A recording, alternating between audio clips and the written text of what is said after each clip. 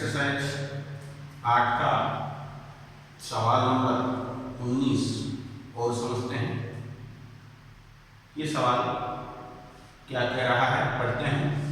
7 metre ऊंचे भवन के शिखर से एक टावर के शिखर का उन्नयन कोण 60 डिग्री है और इसके पाद का अवनमन कोण 45 डिग्री है। टावर की ऊंचाई ज्ञात कीजिए। अपन कह सकते हैं angle of elevation of the top of A tower is 60 degree and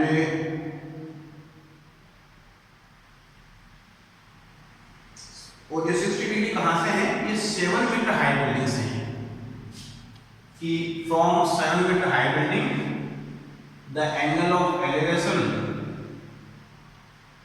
of the top of the tower is 60 degree and the angle of depression from its foot is 45 degree.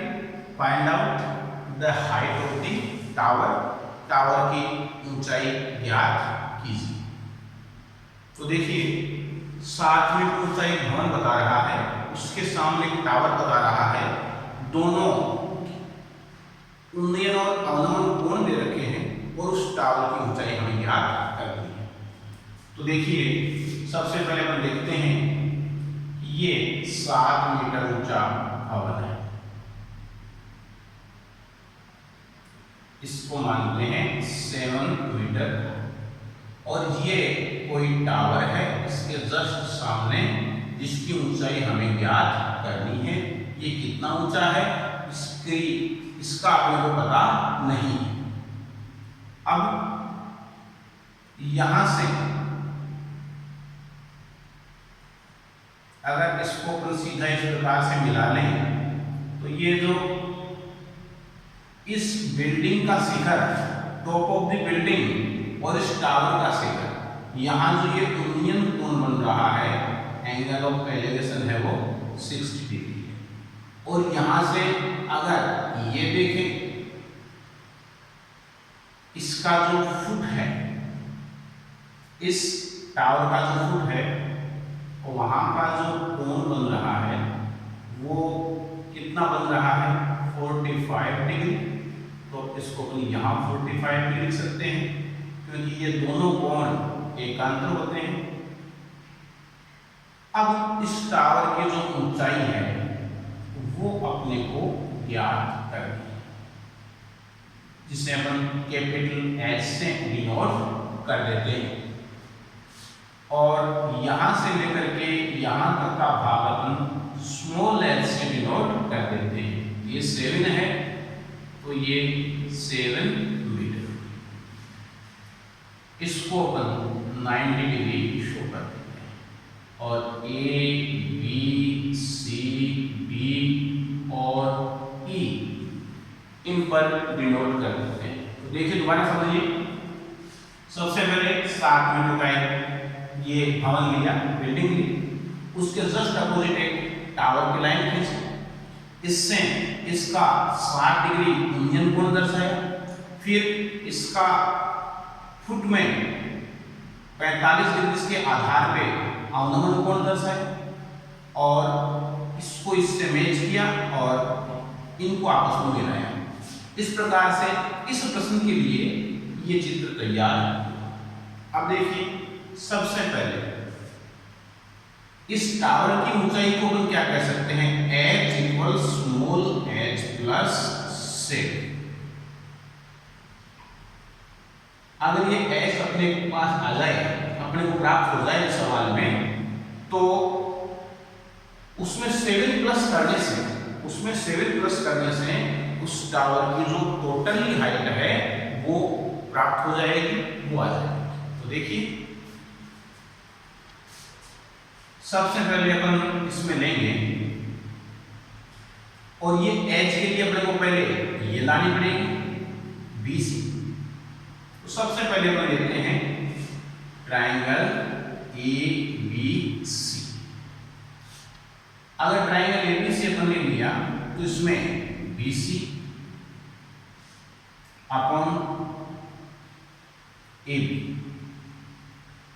B C आधार है, A B लंब है, यानी base upon perpendicular. आधार बटे लंब कौन सा theta होता है? Cot theta. BC की वैल्यू x गिवन, AB 7 और कोट का जो मान है वो कितना है? 45। अब देखिए x अपॉन 7 और 45 की जो वैल्यू है, 45 की जो वैल्यू है कोट 45 की, वो अगर अपने इंडेक्स में देखें तो 1 होती है, तो इसे 1/1 लिख सकते हैं और क्रॉस मल्टीप्लाई करेंगे इनको, x को 1 से 7 को 1 से, तो ये 7 मीटर जो वैल्यू है वो किसकी प्राप्त होती है? अपने को x की प्राप्त होती है। अगर x 7 मीटर है तो इसको भी अपन क्या लिख सकते हैं? 7 मीटर लिख सकते हैं और x अपने को प्राप्त हो गई x इक्वल 7 मीटर। अब अपन त्रिभुज लेते हैं ADE, तो यहां कर लेते हैं। अब समकोण त्रिभुज ADE में in right angle triangle ADE, DE अपने को ज्ञात करना है, AD अपने को दी हुई है, DE लंब है और AD आधार है। परपेंडिकुलर अपॉन बेस, लंब बटे आधार कौन सा थीटा? tan theta. P की वैल्यू, DE की वैल्यू h, AD की वैल्यू 7 लिखे हुए यहां से और tan थीटा की वैल्यू 60 डिग्री। अब tan 60 का मान अपन इधर करते हैं सवाल को, tan 60 का मान इंडेक्स में देखें √3 होगा, h अपॉन 7 इक्वल √3/1।